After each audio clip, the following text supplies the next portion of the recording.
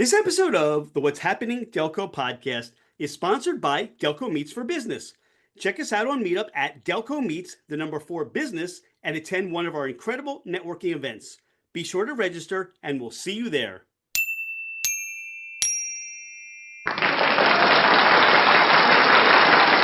What's happening, Delco? I'm Rich Shane, and welcome to the What's Happening Delco podcast. Today, I'm joined by Anthony SanFilippo of PCS Theater. Anthony, welcome to the podcast.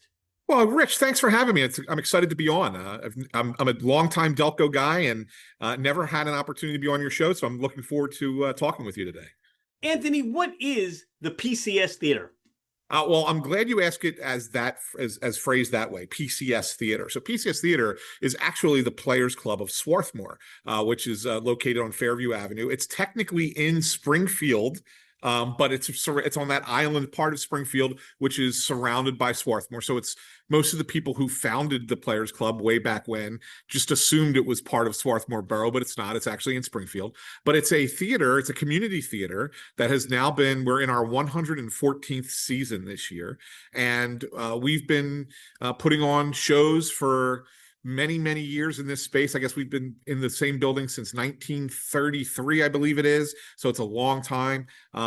We have a main stage theater, a second stage theater. It's like a small black box. We do children's shows, we do cabarets, concerts, you name it. We'd have it all there. And it's right there in the heart of Delco. Yeah, I mean, we love doing what we do, and it's all volunteers, which is the best part about it. Going back to the origin, how did all that get started for the PCS Theater? Well, it was used to be, believe it or not, it used to be like a men's club way back when in like 1911. And they used to do little sketch shows and things like that for the community of Swarthmore. And eventually they moved into this building, this land that was donated to them. And they built the theater that's there. And they started doing, plays. And then in the 50s is when the Broadway musical really kind of first came to be popular. And then in time, it was like, well, we could put on musicals here as well. And so they kind of created an area where you can have a pit in the main stage and have live orchestration. And people started doing Broadway musicals. And so it just kind of grew from there. And then it got bigger and bigger. We added the second stage in the 80s, started doing children's theater in the early 2000s, and like it just keeps growing. And we're bigger now than we ever have been. We do about 15 productions a year, and that doesn't include the cabarets and the one-off concerts that we do as well. So yeah, it's awesome, and it's grown well beyond Swarthmore. Most of our people that are involved at PCS Theater now come from all over the place, not just Delaware County either. We have people from northern Delaware, from southern New Jersey, from down in Philadelphia, Montgomery County. They all come out and want to perform there because we like to think of ourselves, we're fortunate in the sense that we have a community theater that is our own space, where most community theaters are renting space from somewhere. We have our own place. And so we have the ability to do things, I think, at a little bit more of a grander scale than most community theaters do. So everybody wants to come play with us. Anthony, how did you become associated with the theater, and what is your role? Yeah, it's a great question. I actually got involved with the theater because my kids got involved with the theater. I've been active at Players Club since 2012. My children started performing there in 2010, and my daughter wanted to audition for a play in 2012, and she had never auditioned for a play. She had only done the musical, had never done plays. So she asked the director if her dad could read the scene with her, and the director said, sure, no problem. And so I went and read with my daughter, and afterwards the director came up to me and he said, how would you like to come back and read for the part of the father in this play that we were doing? And I was like, sure. And so I went ahead and did it, and I've been stuck there ever since. Currently, I am the producing director, which is basically the person who is in charge of all the productions. picking the season, picking the directors, overseeing each production and making sure that everything's going smoothly in the process leading up to the audience coming to see the show. But I've served on the board of governors there since 2015. I'm a past president of the board. So I've been actively involved, and it's all because of my daughter basically saying, "Hey, Dad, can you read this with me?" Do you remember the part? Oh, absolutely. Absolutely. Yeah. We did Brighton Beach Memoirs, Neil Simon play. And I was Jack, who was the dad in Brighton Beach Memoirs. My daughter did not get cast in the show, which was kind of interesting. She was called back, but didn't get cast. But her dad, who didn't even audition, got cast in the show. So it was really kind of a funny story that we still laugh about today. And I've done a number of plays and even a couple musicals there. I'm not much of a singer, but I've been in a few shows there. But in more recent years, I've gotten to the other side. I like the directing side. I've directed a number of shows at Players Club, and really like being kind of making things, a vision come to life, as opposed to just taking on a character. Share some of your memorable moments, things that stand out as you've been involved with the Players Club. So some memorable moments. You know, from a positive perspective, like we've grown to the point where I feel like I've brought in some pretty big name people to come, you know, local celebrity types to come in and perform at the Players Club. Because of my day job as a sports journalist, I'm very tied in with a lot of people at WIP Radio and 97.5 The Fanatic and all across the sports journalism spectrum in Philadelphia. And I've had opportunities to bring some people out to do stuff at PCS. So the late great Big Daddy Graham wrote a Christmas play, and we put that on at the Players Club. And Joe Conklin and the City Rhythm Orchestra were able to bring them into the Players Club. Glenn Macnow and Ray Didinger have put together some one-off movie nights and sports night where they're talking about the greatest moments in Philadelphia sports. We've brought them to the Players Club. So kind of expanding what the Players Club has done. Usually it's just plays and musicals, but we've kind of branched out into having other things come into our space. I think that's a big standout moment for me that I think that I was personally involved with. As far as as an actor or a director, it's kind of a funny moment. We were doing a play called Noises Off. And I was in the show, and I was playing the part of a director in the show Noises Off. Character was named Lloyd Dallas. And one of the actors on stage had to run around with his pants around his ankles. This is not me, but this is one of the other actors. And we have an interaction at one point while he's standing there with his pants around his ankles, and he completely lost his line. Completely forgot it, didn't know what to say, and I could tell that he was struggling. And I tried to get him back on point. I was trying to lead him into his line, and he just couldn't find it. So I basically just improvised the scene, told him to put his pants back on and kick them off the stage. And everybody was laughing and carrying on, but it was like we had no idea. No, the audience had no idea what was happening, and I just improvised the moment. So that's kind of like one of those funny, memorable things that happens. The show must go on kind of thing. But for me, that was a fun experience. Yeah, when you're doing live theater, that's the take, right? That's the moment. And if you forget a line, if something happens in the set, you got to keep going on. And it's those moments. Look, you may have hit every single mark that you wanted to hit in a production, in a performance, but that's not what stood out. This is one of those things where you improvised and that stood out. Yeah, absolutely. And look, I just did a show. We did a production last February of Network. We were actually the first amateur theater to ever produce Network. I mean, you've probably seen the movie. It came out in the 1970s. It won awards on Broadway, but it never was done in a community theater setting. And we were the first community theater to ever perform this production. And we had a great cast, and it was fun. It was my first time back on stage in like 4.5 years. And the cast was just so good. We would actually run the show like lines on like the hour before we went on. So we were basically running it a second time when the audience was there.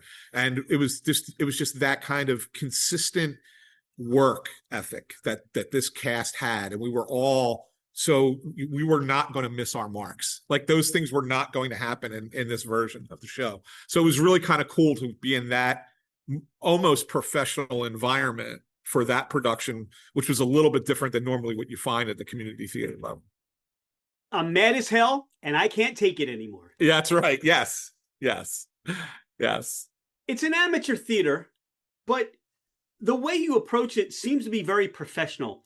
Talk to some of the challenges that you face or the theater faces day to day, week to week, month to month, and just what you're doing to overcome some of those challenges. Yeah, and the challenges there are a lot of them, right? Because like I mentioned, we're an all volunteer organization, and that's everybody. That's the board, that's the directors, the actors, the musicians, the people who build the sets, who design the lights, who run the sound. Like every last thing that we do is volunteer, but yet we want to come across as close to professional as possible. We want people to come to see a show at Players Club of Swarthmore and not know that it's a community theater, right? We don't promote ourselves necessarily publicly as a community theater. We just say we're a theater in Swarthmore, but we want people to believe that it's professional. So we put ourselves or hold ourselves to a much higher standard, and in doing so, when we come across challenges, they become difficult. We don't have a professional sound engineer. And so we're trying to figure it out on our own, how to best do sound in this space that, is kind of old and very echoey. And, how do we make the sound better here? And so like we spend hours and hours trying to put that together. And then building sets, like, we're fortunate that the guy, Ed Robbins, who's our tech director, has had professional design experience in his past. So that we're able to lean on him a little bit for a lot of the stuff with designing and building. But at the same time, there's always people coming in and doing it for a first time. People who've never picked up a screw gun before, or who've never, hammered a nail before, and they're building these sets. And so there's always going to be stops and starts and hiccups along the way, but it's a matter of community in the sense that, people are willing to help and willing to learn, and willing to teach. And I think that that's really what makes it special and why I keep doing what I do in my free time, whatever free time I have, to do it that way, because it means there's something rewarding in that, right? Like you're kind of all in this together and making it work together, and putting on something to entertain, the masses. And I think that that's really cool. Anthony, what's coming up on the schedule? What can people expect and look forward to? Well, we're opening a play called Bad Seed on Halloween, and that will run through, I believe it's November the 8th. It's a short run, but the big musical that we have coming up is Hello, Dolly. That'll be at the holidays. We did something for the first time a couple years ago where we actually started running shows between Christmas and New Year's that week. We hadn't done that for a long, long time.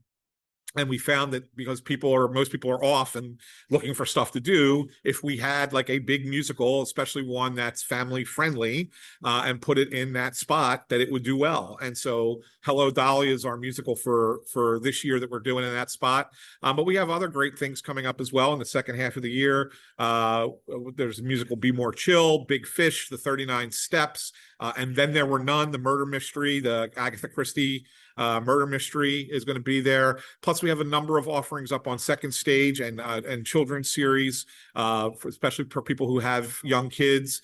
We're going to have Rapunzel in February, and then Dragons Love Tacos next summer. And right now we're gearing up. We're getting ready to put out submissions for people to direct for the 2026-2027 season. I know it's crazy to think that it's only October of 2025, but that's how far in advance we have to start planning things out. So we're going to be working over the next couple of months to put that season together, and we'll announce that season probably in mid-March. If somebody wants to volunteer and get involved, where do they go? What information should they know? Just go to PCStheater.org. All the information there about getting involved, you can click on, you can see how you can audition, you can see how you can volunteer, you can see how you could, and you can, there's so many different things to volunteer, whether it's actually on a production, it might not even be that. It could be front of the house. You could work as an usher. You can work, do work on concessions and work in our box office and, things along those lines as well. Help with marketing and social media. And so it doesn't necessarily have to be theater specific. It could be other things to help promote theater in Delaware County and in Swarthmore. So yeah, just go to pcstheater.org and reach out. People go to a live performance theater and they become inspired. Anthony, who inspires you? Who motivates you? That's a great question. So I had an aunt who died when I was young. She died when I was 18. But she was the one person when I was growing up who always reminded me to pursue whatever it is I wanted to pursue. Like I come from a very traditional Italian family in West Philadelphia at Overbrook. And so it's all like, oh, you're going to go, when you go off to school, you're going to be a doctor, you're going to be a lawyer, you're going to do something along those lines. And that was fine. And that was, it was a great aspiration to have as a kid. But my aunt would always be the one who said to me, Anthony, pursue what you love, pursue your passions. And my passions when I was young were sports and theater. And it turns out that, as I grew up and became an adult, that's what I pursued, sports and theater. So my aunt was my inspiration all the time. And so much so that I named my daughter Amelia after her. And so my daughter and both of my sons, all three of my kids, are actively involved in theater still.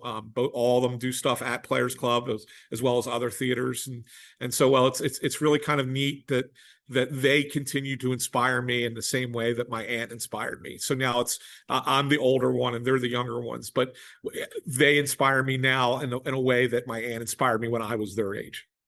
Tremendous. You're out and about in Delco and you have a cheesesteak craving. Where are you stopping for a cheesesteak? I go to Jim's only because it's close.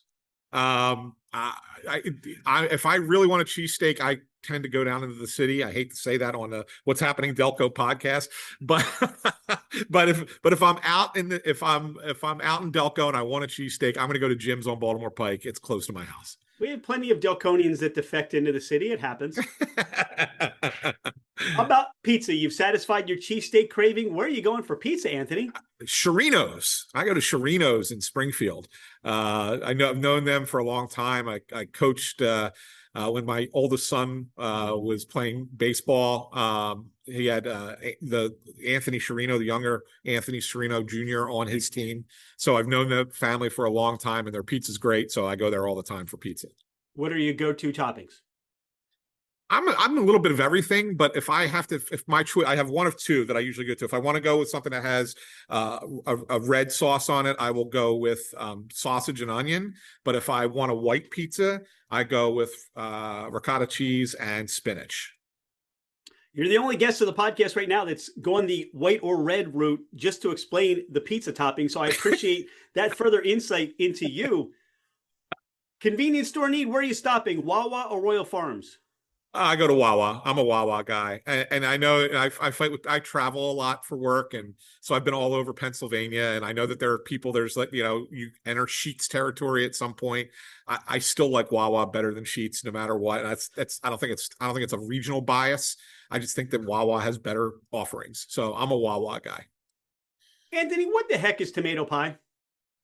So you're asking an Italian this question, Rich, right? You're asking an Italian this question. It's basically I describe it kind of like upside down pizza. I don't know how else to kind of describe it. Mm-hmm. And then you put a little bit of the you sprinkle some more cheese on top, a little Parmesan on top as well. But it's absolutely delicious. Absolutely should have it. Everybody should have it at least once. How do you describe Delco to someone who's never been here before or has not lived here or has not heard of Delco? Yeah, well, and I say this all the time. I say, first of all, what people don't realize about Delco is how big it is, right? Like if you compare Delco to major cities in this country, let's say Delco was a city, it would be as large as Nashville. That's how big it is. It would be like the 25th or 26th largest city in America. That's the size of it. And it's so diverse and different. Like there's so many different parts of Delco that you can go to and get something different everywhere you go. Whether you're out on the main line in Radnor is one thing, or whether you're down along the I-95 corridor and in like Ridley and Glen Olden, that's something else. Or if you're stuck in the middle in Media, it's so everywhere you go is different and diverse. And I say it's a great place to visit and check out. And I also say this because I'm a sports guy. Best Philadelphia sports fans are in Delco. They live, breathe, and eat sports in Delco more than I think anywhere else in this city. Yeah, friends or family coming in from out of town and you want to give them to or take them to that Delco experience, where are you sending them or where are you taking them? I usually take them to Media. I usually go to State Street Media just because there's so much to do there. There's some great restaurants. A lot of times you get places that have some live music, and it's right close to everything, right? Like, so you can go into Swarthmore and see a show at our theater. You can bounce up to Springfield Country Club if you want to go play golf, or head over to Tavola if you want to go sit at a nice outdoor bar during the day, just kind of chill out for the day. Like there's so many different places to go to out of Media. And so I think as a centralized hub, that's where I send people all the time. Anthony, is there anything we haven't spoken about today on the podcast? Anything you want listeners to know more about you or more about PCS Theater? No, people can find me. You know my name. You heard my name. If you look me up, you'll be able to find all my sports stuff. I don't need to promote that here, but I always want to say that PCS Theater is a place that people should check out. And you'd be surprised at just how good the production value is there. And look, the best part about it is free parking. We have a parking lot. You come in, just pull in your car and walk right in. Like, you don't have to go down into the city and pay $50 to park your car and then go get your theater tickets and sit in those cramped seats. You can do it right out in Delaware County and get just as good a performance out there. So I always say that. I think that's the best perk for people to say to come see, and why you should come see a show at PCS is free parking. And you'd be surprised. We just participated in a survey, Philadelphia Theater Alliance, Cultural Alliance, and the biggest gripe that the audience members had for theater was parking. Like, it was what prevents them from going more frequently. So I say, if that's the thing that people are worried, most concerned about, let's promote the fact that you don't have to pay to park at the Players Club. Come for the parking, stay for the show. There you go. Check out PCS Theater. Talking to you is one of the blessings where we get to talk to people in Delco, on what's happening in Delco, about hidden gems. People that still may not know, even going back to the original time frame where this theater started, people still may not know. And we get to learn and we get to experience ideas and thoughts that may not have been something we're aware of. So thank you for your time today. We're grateful that you're a friend of What's Happening Delco. Definitely check out the theater, put some of these shows on your radar. And look, if you're a sound engineer, they could use your help. So definitely reach out to them. Anthony, thanks again for your time today. And we look forward to seeing what you're producing, directing, and who knows what you'll be starring in next. Thanks, Rich. I appreciate your time. I'm happy to come on anytime. Thanks, Anthony. You got it. Hey, it's Rich. Thank you so much for being a listener to the What's Happening Delco podcast. I appreciate you taking the time out of your day to learn more about the people and businesses in our community. I have been a real estate agent for over 25 years, working with first-time home buyers to last-time home sellers. As a listener of the podcast, my gift to you is a complimentary 1-year American Home Shield home warranty. This is for buyers and sellers that I help. If you're looking to move anywhere in the United States, I have you covered with an amazing network of real estate agents. I look forward to hearing from you.